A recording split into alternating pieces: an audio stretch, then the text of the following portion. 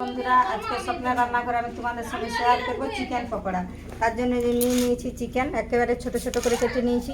এটা হচ্ছে বেসন, এটা ময়দা, এটা চালের গুঁড়ি, এটা হচ্ছে পেঁয়াজ কুচি, এটা কাঁচা লঙ্কা কুচি, এটা ধনেপাতা কুচি, এটা সরষার তেল। আর সস করতে লাগবে কি টমেটো, ধনেপাতা আর কাঁচা লঙ্কা। এটাতে এখন আমি দিব নুন। আমি এখন পরিমাণ মতন যে নুন দিয়ে দিলাম। এই যে কাঁচা লঙ্কা কুচি, ধনেপাতা কুচি, এটা পেঁয়াজ কুচি, আর দিয়ে দিচ্ছি আমি এটা দিয়ে দিলাম আমি বেসন 4 চামচ 5 চামচ বেসন। আর এটা দিচ্ছি আমি ময়দা 4-5 চামচ ময়দা। আর এটা চালের গুঁড়ি, চালের গুঁড়িটা একটু আমি বেশিই দিব। 3, 4, 5, 6, 7, 8, 9, 10 চামচ দিয়ে দিলাম চালের গুঁড়ি। আর একটু ওপর থেকে দিয়ে দিব সরষের তেল।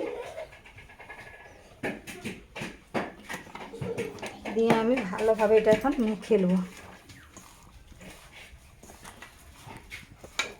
আমি তার আগেই আমি এইটা সসটা সিদ্ধ করার জন্য আমি গ্যাসে কড়াই বসালাম। এটা আমি একটু জল দিয়ে দেবো, দিয়ে আমি এতে একটু নুন দিয়ে দেবো। তারপর আমি দিয়ে দেবো এই যে 2টা কাঁচা লঙ্কা, দিয়ে দিলাম আমি ধনেপাতা, আর দিয়ে দিলাম আমি 3টা টমেটো।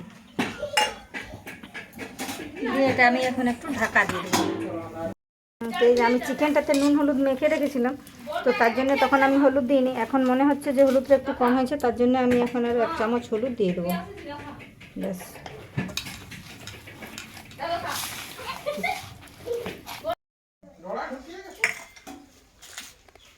দেখতে পাচ্ছ বন্ধুরা, এইভাবে আমি মাংসটা মেখে নিয়েছি। আর এখন আমি এই যে গ্যাসটা অন করছি, নিয়ে আমি এটা কড়াই বসালাম। এই কড়াইয়ে যখন আমি তেল দিয়ে দেবো,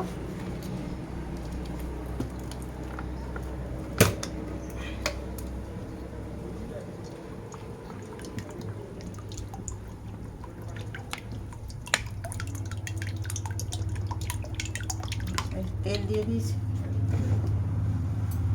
তো এই যে দেখতে পাচ্ছি বন্ধুরা, কড়াইয়ে তেল গরম হয়ে গেছে। আমি এখানে যে পকোড়াগুলো একটা একটা করে এইভাবে ছাড়ছি।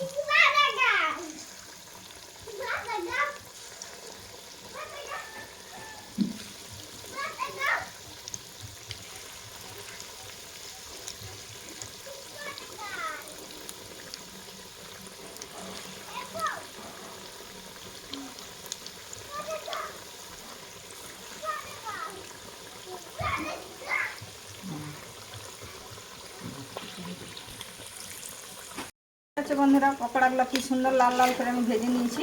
এখন আমি এগুলো এভাবে ছেঁকে নেব।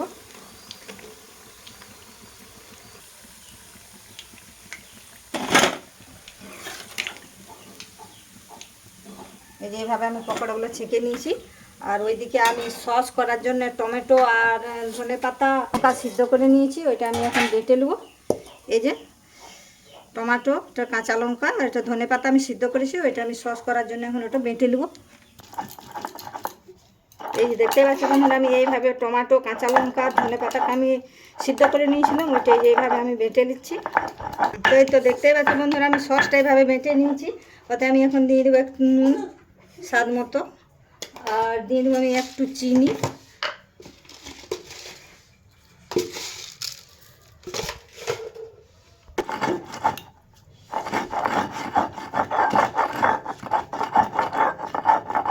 দিয়ে আর দিয়ে দেবো আমি একটু সরষের তেল।